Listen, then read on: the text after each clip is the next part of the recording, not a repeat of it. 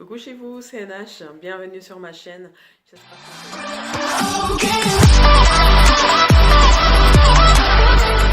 J'espère que vous allez bien. Moi ça va. Il faisait beau. Il y avait plein soleil tout à l'heure. Je me suis dit bon voilà, c'était l'occasion peut-être de parler de quelque chose de spécial avec vous. Quelque chose qui me tient vraiment à cœur, que j'ai envie de partager depuis un moment. Et donc voilà. Avant de commencer, je souhaite la bienvenue aux nouveaux abonnés. Enfin, quoique c'est la première vidéo que je fais. Après, bien sûr, la vidéo de bienvenue et tout ça, c'est vraiment la première vidéo que je fais. Donc, bienvenue à vous tous en fait. Et donc, si vous passez juste par là, n'oubliez pas de vous abonner. Ça me fera vraiment plaisir. Je mettrai un petit icône quelque part pour vous abonner. Ça me fera beaucoup plaisir et comme ça on pourra partager des choses ensemble. N'hésitez pas de me donner votre avis sur les sujets dont je parle, du sujet dont je vais vous parler pour le moment. Et donc voilà. Donc le sujet dont je vais vous parler, en fait, c'est quelque chose qui me tient vraiment à cœur. Ça concerne mon fils. Donc voilà. Donc comme vous connaissez, enfin si vous ne connaissez pas encore, j'ai 2 enfants. J'ai une petite fille et j'ai un petit garçon. Donc qui sont très actifs. Oui. Et donc voilà, en fait, eh ben, mon petit garçon, il m'a donné la plus grosse peur de ma vie. Enfin, une très très grosse peur d'ailleurs. Et le petit filou. Il remet ça encore, il a remis ça encore une deuxième fois. Enfin, j'aurai l'occasion de vous en reparler. Donc voilà, en fait, mon petit-fils, donc c'était une journée ensoleillée, comme aujourd'hui, enfin, pas là maintenant, hein, tout à l'heure, il y avait plein soleil. Donc c'était une journée du 20 mai 2017, ça je m'en souviendrai toujours. Et donc, en fait, avec mes collègues, on avait décidé d'organiser une sortie sportive. Donc on allait faire du kinball. Pour ceux qui ne connaissent pas, le kinball, c'est un sport, je pense, d'origine canadienne, si je ne dis pas de bêtises. En fait, c'est une espèce de grosse boule. Enfin, je vous mettrai peut-être le lien quelque part pour ceux que ça intéresse, mais bon, c'est pas vraiment le sujet. Enfin, c'est pas le sujet, c'est pas le plus indispensable, mais je vous mettrai quand même le lien si vous voulez savoir ce que c'est. Donc, comme je disais, avec mes collègues, on avait organisé une sortie d'équipe, comme on a l'habitude de le faire. On devait aller faire du sport, on devait aller faire du kinball. Et donc, vu que c'était une activité sportive, on s'est dit, ben, pourquoi pas, les enfants sont la bienvenue, les compagnons, enfin les amis, comme ça, comme on dit, plus on est de fous, plus on rit, n'est-ce pas? Donc, je me suis dit, bon, je vais aller avec mes deux petits bouts, comme ça nous fera une sortie, étant donné qu'en semaine, ils sont à l'école, moi je suis au boulot, enfin bref. Et donc, ça nous fera une petite sortie ensemble. Et j'avais mon amie d'enfance, enfin ma sœur, Barbara, qui venait de Paris nous rendre visite. Je me suis dit, ben voilà, ça fait une sortie, comme ça tu découvres un peu la Belgique. Donc oui, pour ceux qui ne savent pas, je vis en Belgique. Ça te fait une petite sortie en Belgique et tout. Donc bref, on se prépare. On se dit, bon, vu qu'on va en voiture, ben on va déjà se mettre en tenue de sport et tout ça. Enfin, on s'apprête, on se prépare et tout ça, toute motivée et tout. Enfin, comme vous pouvez l'être quand vous allez faire quelque chose qui va vous faire plaisir. Et donc, on se prépare, on s'habille, les enfants, ils sont excités comme des puces, enfin, voilà. Mais tout à fait normal, rien de spécial et tout. Donc, voilà, on rentre dans la voiture, on descend. Et puis, je passe à côté de mon petit bout et je me dis, mais tiens, c'est quand même bizarre, il avait le nez qui coulait, il était un peu chaud. Je me dis, bon, par précaution, voilà, je lui nettoie le nez un peu avec du sérum physiologique, je mets des petites gouttes et je lui donne quand même du paracétamol il me dit, voilà, comme ça, il profite pleinement du moment ensemble et tout, enfin bref. Donc on rentre dans la voiture, il faut dire que le trajet de chez moi pour aller au centre sportif, c'est plus ou moins 30-35 minutes. Et donc voilà, on rentre en voiture et donc voilà, tout motivé, les enfants à l'arrière, ils s'amusent et tout. Et moi je suis, enfin je conduis et Barbara elle est à côté, donc on parle et tout, ça fait longtemps qu'on s'est pas vu, on se raconte nos petites histoires et tout, enfin voilà. Donc on est sur l'autoroute, on roule et tout, on parle, on papote et tout, les enfants jouent, on les entend et tout, donc on fait pas attention que on fait pas, allez, plus attention que ça, on les entend jouer, se taquiner et tout, enfin voilà. Et puis à un moment, Barbara qui me dit, c'est bizarre, Kenny a des mouvements bizarres. Et donc, et là je me dis, comment ça? Et puis je regarde dans le téléviseur, je me dis, oh mon Dieu, la vision d'horreur. Rien que d'en parler, j'en ai encore des frissons. J'ai vu mon petit bout en train de s'agiter dans tous les sens. Et je dis à Barbara, purée, il est en train de convulser, il est en train de convulser. Et donc, on est sur l'autoroute. Que faire? Donc, je ne réfléchis même pas, je ne réfléchis même pas du tout. Donc, je me mets sur le côté de l'autoroute. Et là, je m'arrête et je vous assure, j'ai vu ma vie défiler, quoi. J'ai vu ma vie défiler devant mes yeux. Je me dis, mais c'est pas possible, c'est pas possible, c'est pas possible. Et donc, je me suis garée. Désolée, rien que d'en parler, je suis encore toute émue. Donc, je me gare sur le côté. Et donc, je sors, j'enlève vite sa ceinture. Je le prends dans mes bras et je dis non, non, c'est pas possible, c'est pas possible, c'est pas possible, non, non. Et je vous assure, j'ai pensé au pire. Je suis infirmière, hein, comme vous le savez, et je travaille aux soins intensifs. J'ai vu des patients faire des choses. J'ai vu des patients convulser, j'ai vu des patients faire des crises d'épilepsie. Enfin, j'ai vu pas mal de choses quand même. Et là, de voir mon petit bout comme ça, ah non, non, non, je n'arrivais plus à réfléchir. J'étais juste, en fait, je voyais ma vie défiler devant moi, en fait. Je voyais ma vie défiler devant moi. Je me disais, mais non, c'est pas possible. Qu'est-ce qui se passe? Qu'est-ce que je fais? Comment je réagis? Enfin, et il était inanimé, en fait. Il était inanimé, il était tout gris. Enfin, ouais. Il était vraiment tout gris. Il claquait des dents.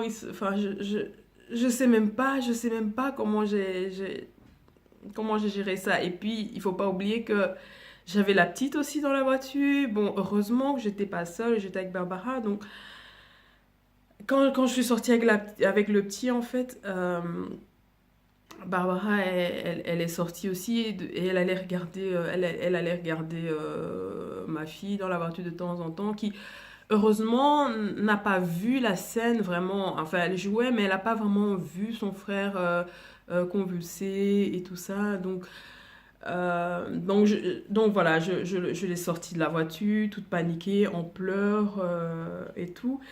Et j'étais sur le côté de la route et il faut dire que c'était pas vraiment une partie sécurisée comme il y a des endroits où il y a des bandes d'arrêt d'urgence et tout ça. Non, on était vraiment sur le côté. J'ai essayé vraiment de me rabattre le plus loin possible de la route. Et donc je l'ai posé par terre. Et je l'ai posé par terre. Vu qu'il réagissait pas, j'avais l'impression qu'il respirait plus du tout. Donc je faisais des signes, je faisais des grands signes sur la route en espérant allez, que certaines personnes s'arrêtent parce que bon, on n'était que deux, avec deux enfants, donc il fallait bien que quelqu'un s'occupe euh, de la petite et que quelqu'un d'autre s'occupe du petit garçon. Donc les rôles étaient plutôt, enfin voilà, c'était fait comme ça et tout ça. Donc j'ai fait des grands signes. Et Dieu merci, je ne remercierai jamais assez. Il y a, je pense bien, quatre voitures qui se sont arrêtées. Et franchement, en faisant des signes, je n'y croyais même pas. En fait, dans la panique, on ne sait même pas ce qu'on fait.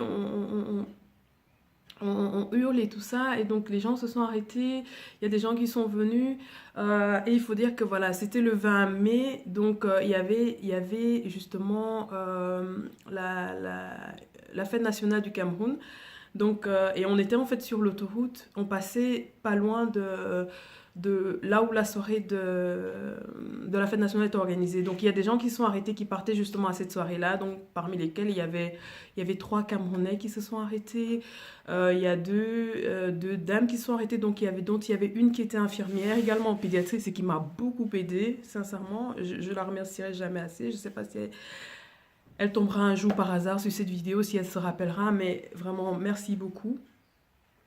Donc les gens se sont arrêtés, et puis voilà, donc ils se sont arrêtés, qu'est-ce qui se passe? J'ai dit mais je sais pas, il a commencé à convulser et je savais pas trop quoi faire. Et donc je dois dire que j'ai commencé à faire un peu les gestes de premier secours parce que sur le moment, en fait, je ne réfléchissais pas clairement comme quand on est infirmier, qu'on a la distance, qu'on a un patient, qu'on a la distance et tout, que c'est pas quelqu'un de notre famille. Donc j'ai vraiment fait comme je le sentais avec mon cœur de maman et tout ça. Et donc voilà, j'ai commencé à lui insuffler de lait. J'ai même fait des petits massages cardiaques parce que j'ai pensé à tout. Parce que sur le moment, j'ai même pas réfléchi qu'en partant de la maison, il faisait un peu la température et tout ça. Donc je n'étais même pas là-dedans. Je voyais juste ce corps inanimé dans mes bras. Et j'étais là, fais quelque chose, reste calme, mais fais quelque chose, ne panique pas. Donc vraiment dans ma tête, la cloche que je mettais toujours, c'est de ne panique pas. Donc les gens se sont arrêtés, il y a des gens qui ont appelé les secours, c'est dingue qui a appelé les secours, et puis il y a rien à faire, hein, et les gens, ils sont d'une bonne, allez, ça part d'une bonne intention, mais il y a plein de gens qui parlent autour de vous, tout le monde qui parle en même temps, et vous qui êtes là au milieu, tout paniqué, et donc voilà, j'étais vraiment là. Donc ils ont appelé les secours. Il y a un motard qui s'est arrêté aussi. Il m'a dit, ah, vous avez un disque et tout ça. J'ai dit, oui, dans la voiture, certainement, il doit avoir un disque. C'était la voiture de mon frère que j'avais pris en plus. Donc il a été prendre le triangle et tout. Il a été le mettre. Et puis voilà. Donc voilà, et puis les secours sont arrivés. Donc la dame a dit, calmez-vous, ne paniquez pas, je suis infirmière, si ça peut vous aider, restez calme et tout. Et donc vu que je l'avais dans mes bras, et puis il y avait un monsieur qui me dit, mais madame, ne le serrez pas, j'étais là, mais... Enfin, il y avait tellement d'informations autour de moi qu'arriver à faire le tri et tout, je réfléchissais même plus. Et donc, les secours sont arrivés, donc les pompiers sont arrivés en premier, et donc ils l'ont pris en charge. Ils ont pris, entre-temps, il commençait à être un peu stuporeux comme ça, il était tout flasque, tout... mais je le tenais dans mes bras, j'arrivais pas à le lâcher, même quand les ambulanciers sont arrivés, j'arrivais pas à le lâcher. Donc ils ont dit, madame, vous pouvez nous le donner, on va bien s'occuper de lui, ne vous inquiétez pas. Donc, et puis il me posait des questions, qu'est-ce qui s'est passé et tout. Je lui dis, ben voilà, moi je conduisais, et puis en un coup, ma soeur m'a dit qu'il avait des moments bizarres, et j'ai vu qu'il s'agitait, il était tout gris, il bavait, enfin inconscient en tout cas, pas de contact avec lui et tout. Donc voilà, donc ils l'ont mis dans la voiture. Entre-temps, le SMUR est arrivé. Donc le SMUR, c'est la voiture médicalisée qui est arrivée avec un médecin et tout. Donc quand elle est arrivée, ils ont pris sa température. Là, il était, je pense qu'il était encore dans les 38 degrés. Ils ont donné du Nurofen, ils ont donné un antipyrétique. Ils m'ont demandé, ah, il a combien de kilos? J'ai estimé un petit peu. Ils ont donné du Nurofen. Et ils m'ont dit, ben, on doit l'amener à l'hôpital et tout ça. Et donc, ils l'ont mis dans la voiture. Et puis le médecin a dit, bon voilà, vous pouvez choisir l'hôpital, vous pouvez aller. Je dis, ben, le plus proche, comme ça, on est tranquille. Donc on l'a chargé dans la voiture. À ce moment-là, il était un petit peu éveillé. Ben, vu que c'est un petit garçon, hein, il adore tout ce qui est ambulance et tout ça. Donc il était un petit peu éveillé, mais il était toujours complètement flasque et tout. Mais il s'est quand même rendu compte qu'il y avait une ambulance, et il était tout à regarder en l'air et tout.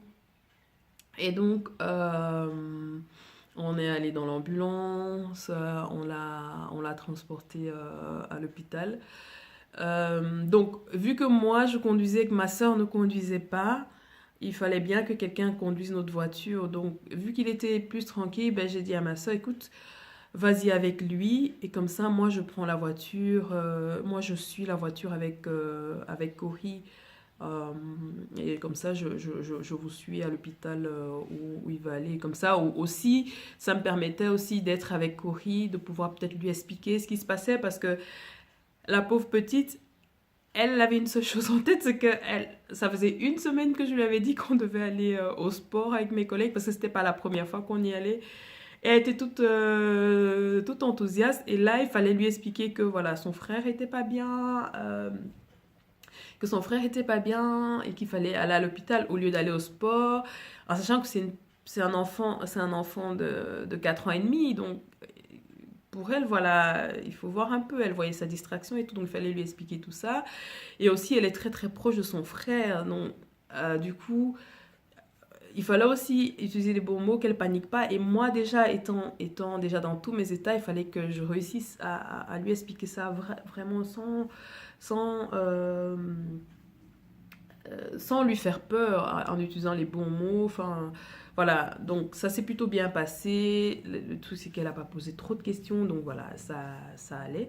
Donc, on est arrivé à l'hôpital et tout. On a vu les médecins. On a vu un pédiatre qui a fait une prise de sang, qui nous a dit, bon, voilà, après les examens, tout ça m'a dit, écoutez, moi, entre-temps, bah, Kenny, entre-temps, ça allait, hein, il reprenait ses esprits tout doucement, il reprenait ses esprits tout doucement, et puis là, il a commencé à jouer, il a commencé à courir dans les couloirs, des trucs, et je sais pas comment ça se fait, je sais pas où il a sorti, en fait, je l'ai vu revenir un moment avec une balle, et il a commencé à jouer, à shooter la balle dans le couloir des urgences et tout ça. Enfin, ça me rassurait, mais c'était risible, quoi. Quand je voyais l'image et tout ça, et à ce moment-là, j'en pleurais de rire, enfin, ou je rirais de pleurer, enfin bref. J'étais là avec les larmes et tout, et ma soeur qui me disait ça va et tout, regarde comment il est, ça va mieux et tout ça. Donc le médecin qui vient nous voir, qui nous dit écoutez, voilà, sa prise de sang n'est pas du tout inquiétante, il n'y a rien de particulier là-dedans. Enfin, ce que je vous ai pas dit, c'est que Kenny avait la varicelle. Kenny avait la varicelle aussi.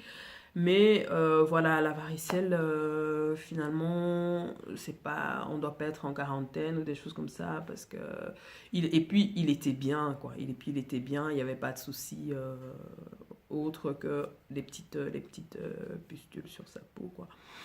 Donc le médecin m'a dit, écoutez, voilà, moi je suis embêtée, enfin moi j'ai deux choses. Je suis embêtée parce que il a convulsé en ayant la varicelle. Ça m'embête quand même fortement. Mais d'un autre côté, je le vois jouer là, donc voilà, je suis un peu partagée entre les deux. Et puis elle me disait, voilà, parce que le problème avec les convulsions, les enfants à cet âge-là peuvent faire des convulsions. Certains enfants peuvent faire des convulsions facilement. Et ça en soi, c'est pas un gros souci. C'est pas un gros souci, mais le problème chez lui, c'est que avec la varicelle, ça l'a embêté un peu parce que pour elle, ça aurait pu être un signe d'encéphalite. Mais d'un autre côté, vu qu'il jouait, elle s'est dit si c'était une encéphalite qu'il a convulsé sur une encéphalite, il ne serait pas en train de jouer comme ça non plus. Il ne serait pas aussi tonique, aussi tout ça. Donc, elle était un peu partagée entre les deux. Alors, elle m'a proposé quelque chose. Elle m'a dit, écoutez, comment est-ce que vous vous sentez, vous? Parce que normalement, je devrais le garder 24 heures au truc. Mais je le vois courir comme ça partout. Voilà, faut voir. Comment est-ce que vous sentez? Ah, le soleil revient. Je lui ai dit, écoutez, si vous me dites qu'il est bien, moi je vous fais confiance. Et voilà, effectivement, en le voyant jouer, je me dis, passer 24 heures à l'hôpital, voilà. Et en plus, faut pas oublier que j'ai encore un autre enfant, il faut manager et tout ça, même si papa peut s'en occuper et tout, c'est quand même toujours un petit peu plus compliqué quand on doit laisser les enfants pour partir, quand tu dois dormir d'un côté avec l'autre et tout, en sachant qu'ils sont quand même petits encore, qu'ils vont se poser, Corey va se poser des questions sur où est mon frère et Kenny d'un autre côté. Enfin, je lui ai dit, écoutez, si vous me dites que pour vous il n'y a rien d'autre, moi je veux bien, je préfère alors rentrer à la maison avec lui et le surveiller et tout. Et donc, du coup, on a pu rentrer à la maison. Elle m'a dit, par sécurité quand même, ben, je vais vous donner un petit comprimé au cas où, si jamais, je ne pense pas que ça arriverait, mais au cas où il refait des convulsions, et que ça dure plus que 5 minutes, vous devez lui donner ce médicament-là. C'est du Temesta pour ceux qui se posent la question. Donc elle m'a donné un comprimé de Temesta 1 mg au cas où s'il refaisait des crises convulsives et que ça durerait plus que 5 minutes. Enfin, en sachant que je suis pas sûre que si convulsait, j'allais regarder le timing pour voir si ça fait 5 minutes ou pas. Enfin bref. Et donc voilà, et puis on est rentré à la maison et donc voilà, et évidemment mes collègues, ben, tout paniqué aussi en se disant purée, comment il est, qu'est-ce qui se passe et tout ça. Et j'ai pu les rassurer, j'ai leur envoyé un message écoutez, ça va, tout rentre tout doucement dans l'ordre et tout ça. Donc voilà. Et le plus mignon en plus, c'est que c'est Tantine, Maria et Lydia. Je vous fais un bisou si vous passez par là. Non, vous allez passer par là, c'est obligé.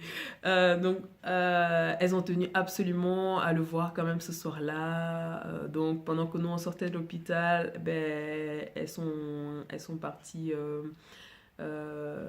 du centre sportif. Et donc, on s'est croisés quelque part. Et comme ça, elles ont pu le voir. Elles lui ont fait des bisous. Elles m'ont dit combien elles étaient inquiètes et tout. Bon, enfin, de toutes les façons, pendant tout le temps que j'étais à l'hôpital et tout ça, j'ai pu leur envoyer des messages pour leur dire, que ça allait. Et donc voilà, on est rentré à la maison, tout s'est bien passé. Barbara, on a pu terminer notre séjour. Finalement, elle était là que pour un week-end et on l'a passé à l'hôpital. Enfin, voilà, encore plus proche l'une de l'autre. Et donc voilà, donc c'était vraiment de ça que je voulais vous parler. Maintenant, par rapport à cette histoire, moi, ce que je peux vous conseiller, vous donner comme petit conseil, si vous avez ce genre de choses qui vous arrivent, quand on a des enfants, on s'attend à tout, hein. Ils sont imprévisibles, ils font des choses imprévisibles, et donc voilà. Les choses juste que moi je voulais vous dire, c'est que la première des choses quand il vous arrive un truc comme ça, inattendu, qui vous fait peur et tout, c'est pas facile, mais il faut vraiment, vraiment, vraiment essayer de garder son calme. Il faut vraiment essayer de garder son calme parce que si on panique, c'est mort tout de suite. Oui, désolée, on a été coupé parce que je filais avec mon téléphone et entre-temps, il y a ma maman qui m'appelait. Donc voilà, comme je disais, la chose vraiment importante quand on vit ce genre de choses, surtout avec des enfants, c'est facile de perdre son sang-froid, mais il faut vraiment que vous ayez quelque chose dans la tête, un truc dans votre tête qui vous dit reste calme. Quoi qu'il en soit, essaye de rester calme parce que ce n'est qu'en restant calme que vous pouvez réfléchir tranquillement à ce que vous allez faire, à ce que vous pouvez faire en tout cas. Sollicitez l'aide autour de vous. Bon, ici notamment, on était sur l'autoroute, donc c'est pas évident. Mais bon, il y a des gens qui sont arrêtés, donc c'était vraiment une aide précieuse parce qu'il y a des gens qui ont demandé ce qu'ils pouvaient faire pour aider, tout ça. Mais alors, le truc aussi super important quand on est dans un lieu comme ça, public, ou du moins quand il y a beaucoup de gens, c'est vraiment